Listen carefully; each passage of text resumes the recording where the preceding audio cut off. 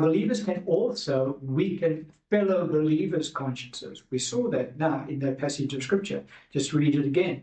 1 Corinthians 8:7-13 says, "However, there is not in everyone that knowledge. For some, with consciousness of the idol, until now eat it as a thing offered to an idol, and their conscience being weak is defiled.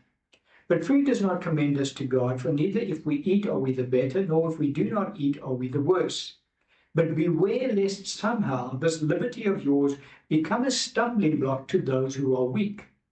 For if anyone sees you who have knowledge eating in an idol's temple, will not the conscience of him who is weak be emboldened to eat those things offered to idols? And because of your knowledge shall the weak brother perish, for whom Christ died.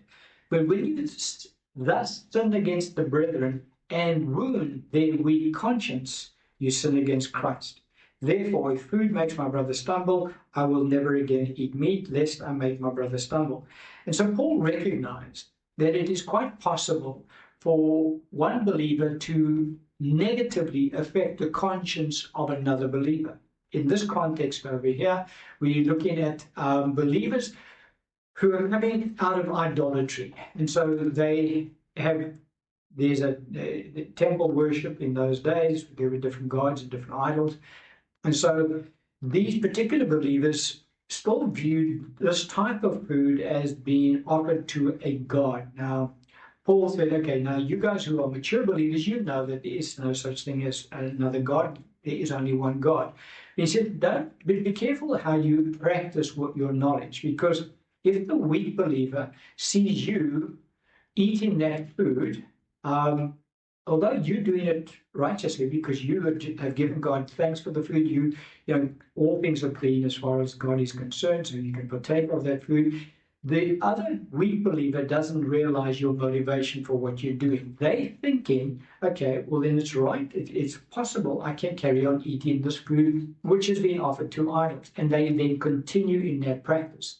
Now what Paul says you're doing is you are then wounding their already weak conscience, because their conscience is trying to tell them don't do it.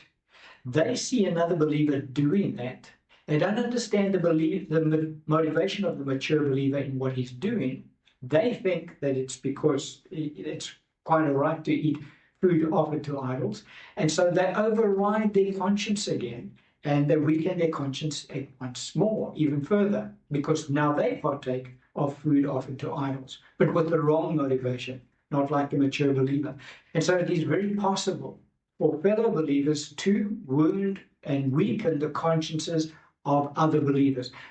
Purely, mainly weak believers. So it's not a mature believer, you wouldn't have the kind of an impact.